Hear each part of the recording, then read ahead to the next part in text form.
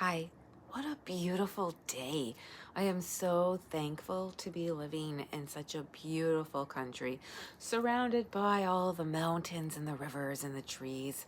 Such a lovely day, and I feel so blessed. So today I'm going to talk about The Artist Way by Julia Cameron.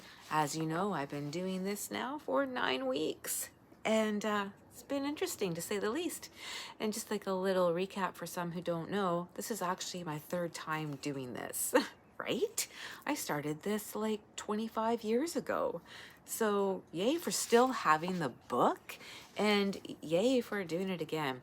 Full disclosure, I don't remember a lot of this, but I've also learned that a lot of what some of the tasks were, I did, 20 odd years ago, and I'm still doing to this day. That's kind of cool. I thought so anyway. Makes sense of where that came from. Why do I do that? Anyway, so I'm going to talk about the introduction of week 9, Recovering a Sense of Compassion. So I need you to hit subscribe. That's it. You gotta help me out. My kid is gonna get a tattoo of my logo. We need 1,000 subscribers, so start clicking. Okay, so we talk about fear. Ugh. She talks about fear in the very beginning and how it's the most important task in the artistic recovery is learning to call things and ourselves by the right names, which is really interesting. So what she really wanted to take was the word laziness, for example. And just because you haven't created art, it doesn't mean you're lazy, right? And if we were to break down lazy, we need to actually call it what it is, and that would be fear. So I was like, okay, I was dealing with that. I could see where she was going. She talks about how when you're blocked, you really are kind of stuck in self-hatred and regret and jealousy and, that kind of energy of self-destruct and self-doubt, right? And then it's really hard to sometimes to think about starting a project when you are in that kind of place. Fair enough. So then she talks about doing just little steps, right? Today I'll buy paintbrushes. Today I will move the couch, whatever it may be. Just like doing little stuff so that great big project that you want to get to at the end is not what you're leaping for. Which may mean that totally makes sense, right? And I'm okay with that. She says, just do not call the inability, I couldn't figure what that word was for a second, the inability to start laziness. Call it fear. And fear of failure, fear of success, fear of abandonment. For me, I'm starting to learn that I have a fear of someone taking it away from me. I'm not afraid to succeed because hello, I always do. But it being taken away from me is something that I'm really struggling with.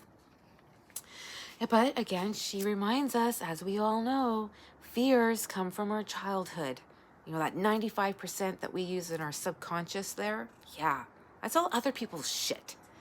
So, and then she talks about how when a child rebels, the parent acts hurt. And then the child, the artist, will have guilt about wanting to become an artist because apparently being an artist is rebellion. So that was a weird turn of events. Again, I like how she's always trying to bring it back to your childhood. I didn't really connect with this one because I just don't feel that's a thing. But anyway, so then she also talks about when you're an adolescent and that being an artist or choosing to be artistic is actually risking separation, abandonment from your family and your parents because you're an artist. And so then you're going to carry that guilt. So again, that kind of, yeah, and I couldn't even really try to pretend and make it from when I was a child or use a different example or situation because I just really wasn't into that whole thing. But I can appreciate and I can see that this could work for many other things, right? So like, the need to be the best athlete or be the best student, the best mom, be the best teacher, that kind of thing. If you're so focused on being the best and that's all you're consumed with, you're not enjoying it. And are you really the best if you have no enjoyment? She didn't go there. That's where I went in all of that. So with the focus on being the best, but you're never in the now, and you're never going to be good enough. You will never be good enough if you want to be the best. And then again, my theory of you don't have enjoyment, and if you don't have enjoyment, then how can you be good at it? It's not going to be very fulfilling either. So that's where I kind of went with her little tangent there. I do really like how she says, do not call procrastination laziness, call it fear. You know, that you're not good enough, that you're not able to do it. What if you fail? What if you succeed? All that kind of thing, right? She does say that the only cure for fear is love. And be kind to yourself. Call it as it is. And I can appreciate that. I can see how self-love, self-care, right, is showing that you're worthy and that you're lovable and you're leading by example of how you want to be treated.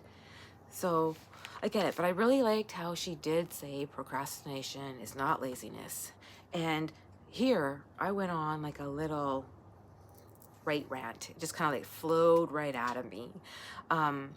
Because I said once I got my business cards, I was going to go to the wellness center and a whole bunch of places and say, hey, can I rent a room for laughing yoga and get that all set up for mid-May so I can do this, right? And I got my cards. And I didn't do it on the weekend, on Saturday.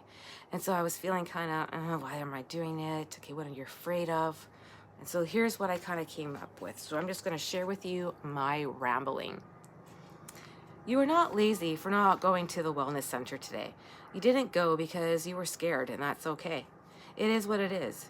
You are not scared because they will say no. You're not scared because you will succeed or fail. It's because they know you have the ability to create your own life, and there'll be no excuses. So if you go there and it happens, then that's proof and evidence that it works, that you can do it. And that can be scary. So, no fear. There's nothing holding you back. You can do anything within reason. And then I said, bullshit, stop. Why does there have to be a within reason? I can have anything I want. I am the source. I'm connected with the source. What I want is what I get. I can have anything I want. I can create my own reality, my own experiences, my own opportunities. I can have anything I want. There's none of this within reason shit. What the fuck is that? What does that even mean? That is no longer in my vocab. I want it. I'm going to get it. I'm going to make it happen. I'm worthy of that. We all are worthy of that. And I could actually help you get there. Come alongside with me.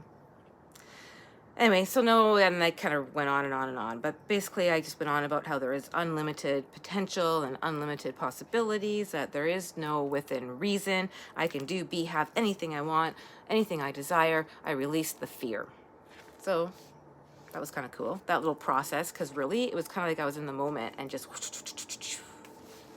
So then the next thing she talks about is enthusiasm. And so what did I have here? She really talked about discipline and how that, albeit it could be useful, it's not good for long term, and that the real artist is not discipline driven, right? Because discipline is actually like this automatic functioning from willpower and pride, and that is not self-will. And being an artist, your inner child is self-will, I'm assuming from this. So she's saying that an artist really requires enthusiasm, but not so much as an emotional state, but like a spiritual commitment and a loving surrender to the creative process. And you can't do that with discipline. So I thought that was really interesting the way she said that. And did you know that enthusiasm, it actually means filled with God? So we're going to change that with the divine. And that it's ongoing energy supply tapped into the flow of life itself. So I thought that was really interesting. So basically my takeaway from all of that was that enthusiasm is that joy. We need to have joy. We need to play. We need to laugh.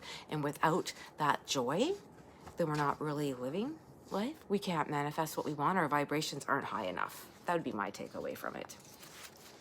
She also kind of made a good point about what others view as discipline in the artist could actually be a play date. So, you know, getting up at 6 in the morning and playing with your paints is your inner child being able to play. And that's another thing she pointed out, that artists, you know, the stuff they have, you can play with. The paint, the writing, the tools, the colors, the sounds, the noise. Art is a process. The process is supposed to be fun. That was a quote. So I really kind of did enjoy that. All right. Then she talks about creative U-turns. And that usually when you're in your recovery process, you know, you might have a little U-turn, and that's sabotage, basically, you know, because she's talking about, and it's kind of interesting, it's easier to have sympathy and empathy and live like that and be the victim of a creative block, right, as opposed to being productive and happy, because that takes effort. And so it's easier just to let sabotage bring you that sympathy and that reaction. But she wants you to kind of be on lookout, because right about now, if you were doing this, you might be at risk for a creative U-turn, and that could look like a disinterest in your morning pages. Hang on a second. 11:11. Ooh. So anyway, what does that mean? That could look like, you know, indifference with whatever you're working on. Yeah, whatever, right? Kind of a dismissal maybe too of morning pages. I did miss one day this week. I'm okay with that though. I write all the time and other things, so we're all good. Anyway, but here's a quote that I really liked.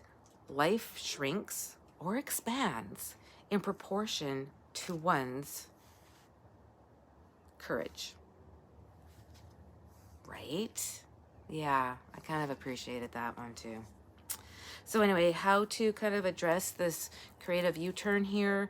Basically, give yourself some self-compassion, sympathy, empathy. She says sympathy. I say empathy. Acknowledge that creativity can be scary, that change can be scary. Have compassion for yourself. It's the fear. That's your reaction. It's your reaction to the fear. Acknowledge that you had this reaction to the fear. Admit that you need help and ask for it. And you ask for help and help will come. And accept it. You don't need to do it alone, even though the ego thinks you need to. So that's how you can kind of unblock or come back from your creative U-turn. And then kind of like, who can you ask for help? It was a question, and I've got several people that I'm very confident I can reach out to.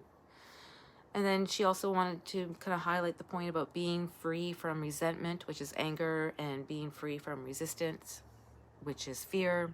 That's what a block is, right? A block is basically your defenses against what is perceived as a hostile environment. I really liked that, actually, because you remember your whole inner artist is your inner child. But when we talk about defenses against what is perceived as a hostile environment, the block, that reminds me of being stuck in survival brain, right? And you're always stuck for that quick fight, flight, freeze response. So it really made sense, and that's how I kind of went to it. Here's something really interesting, and I don't know if this would be a synchronicity. I can say the word now, by the way. Notice that? Anyway, so I was listening to Abraham Hicks, and she was talking, and she said the word bugaboos. I didn't know that was a real word. She said bugaboos, and I thought maybe she just kind of made it up in her little talk. I make up words, so hey, cool, right? But the really cool thing was, she, like Julia Cameron here, actually says bugaboos in this book. It's a real thing. It's like not a very helpful thought is what it is. It's like a committee of asshole. But anyway, I thought that was really cool that she had done that, because it kind of shows me that I'm on the right page. And then there's some questions that she wants you to kind of work through to help remove the bugaboos standing between you, the artist, and the work you want to do. And so what were some of these questions? Here we go. Let me just go here. So she wants you to, and the project I'm actually kind of, I used the not going to the wellness center and dropping off cards to book a room. So that's what I kind of used as my example, okay? All right. List any resentments or anger you may have in connection to this project. I don't really have any anger or any resentment at all. So that was easy. Ask your artist to list any and all fears about the project, piece of work, and or anyone connected to it. Again, these fears can be as dumb as any 2-year-olds. It doesn't matter. They are the groundless to your adult eyes. What matters is that they're big and scary monsters to your work. So again, she wanted to remember that we're childlike in our artist creativity ability, I guess, and how would a child be? So I guess the fear would be that it would happen. That it would happen. I know, isn't that funny? Not the fear of success, but the fear that it actually happens, and that's evidence of what I can do, what I have done, what I continue to do. And so, kind of scary, but kind of exciting, but kind of new territory. So, I had a little bit of fear. Then ask myself again, do you have any other fear, even if it's like stupid little anger fear? I really feel like I don't have any in this case at all.